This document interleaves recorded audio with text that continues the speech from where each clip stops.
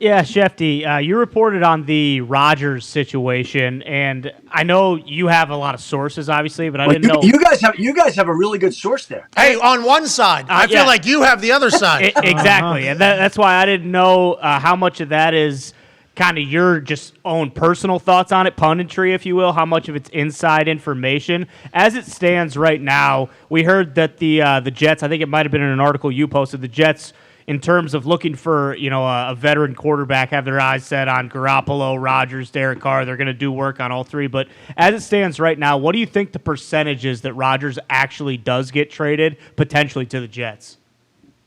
Or the Colts. You sound a little bit like all the Jets fans that surround me that text my phone all the time asking, "Are we getting Rodgers? Are we getting Rodgers? Are we getting?" That is a question that I answer all the time.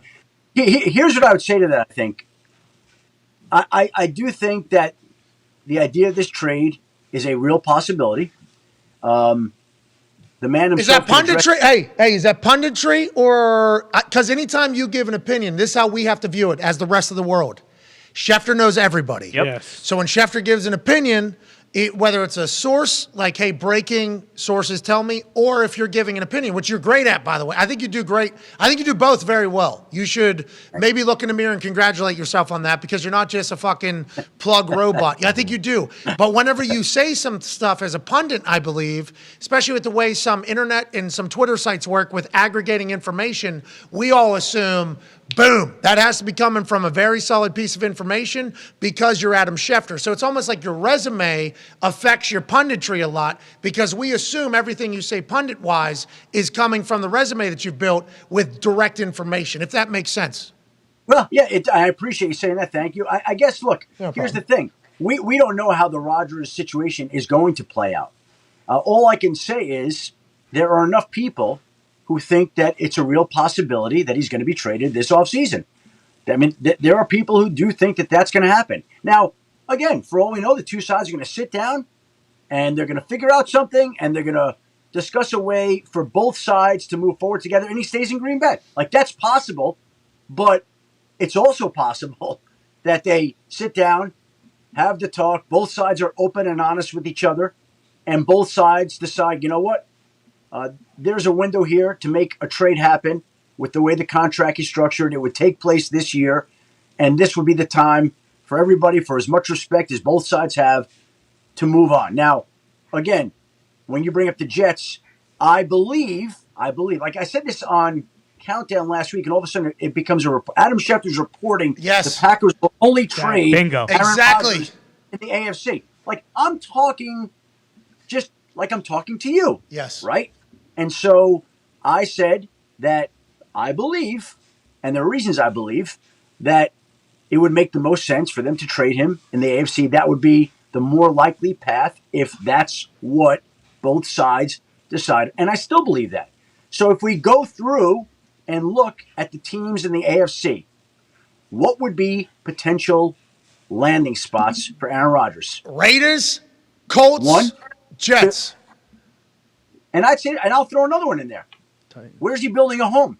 Well, he has raw land in Nashville, Tennessee. Oh, he does. That's interesting.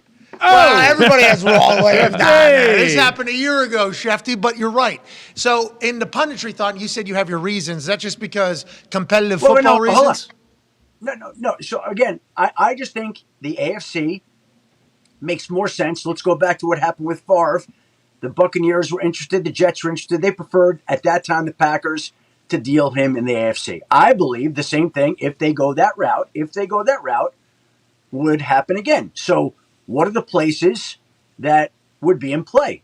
And I think that all those places that you just outlined all need a quarterback, all need to upgrade at the position, all would be in the market for a veteran. Yep. Why would any of those teams not have a discussion with the Green Bay Packers about trying to make a trade happen? Okay, so let me just act, and I know you only got a few minutes left, so we appreciate you taking time out of your Monday, very busy Monday, to join us. You're the man for that, and we should remember that going forward. I hope everybody does. Schefty has zero reason to do what you're doing right now on this particular program.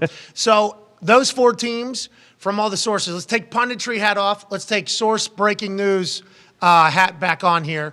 Do you know anybody in those organizations? And are those organizations gearing up potentially for an Aaron Rodgers in the trade market world? Well, I guess I would say this. If you're a team that needs, see, I like to just kind of be very, you interpret this how you will.